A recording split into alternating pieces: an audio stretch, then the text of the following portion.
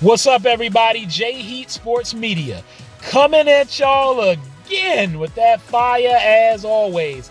Spitting the hot topics and getting the sports conversation started.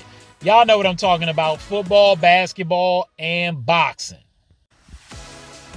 So if you saw my last video, I talked a little bit about LeBron James and him mentioning about the face of the league, the conversation around how guys shouldn't want to be the face of the league, or maybe guys aren't feeling the face of the league conversation because of the criticism that they get from the media.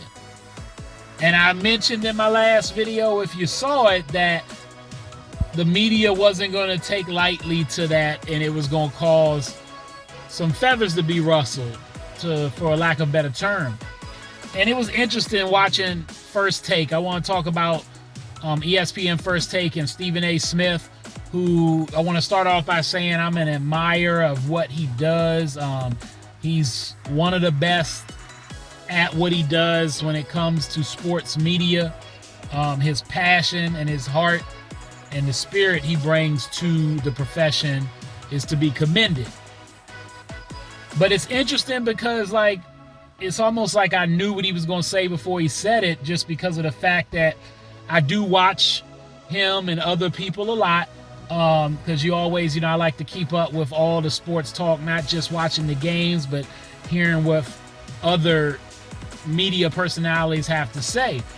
And I felt like he really wasn't getting it, what LeBron said. It was all about the fact that LeBron was basically not taking ownership for what the players have done to bring down the game and to make the game of basketball less watchable at times, and to basically create the criticism they're getting. And they need to be able to take the criticism and not have to get so upset. This thing he always says about, you got to mention that LeBron's a good father and husband and all that type of stuff. And, he says it jokingly, but he kind of means it, you can tell. And the fact that, Kevin Durant, he mentioned how, the league was made not as watchable when Kevin Durant was playing with the Golden State Warriors. And he kind of lumped into the conversation too, about talking about errors and stuff, which kind of went to another conversation with some stuff that Draymond Green said on his podcast.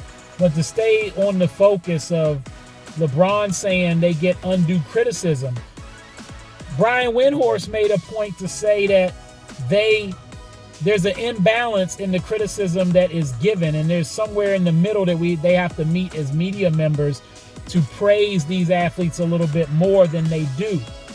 And it was ironic that Stephen A. was so caught on LeBron James taking accountability and players taking accountability, but he wasn't willing to take accountability himself for the part that the media plays in him. So it was almost like he was taking it personal in a little bit of a way and defending his viewpoint.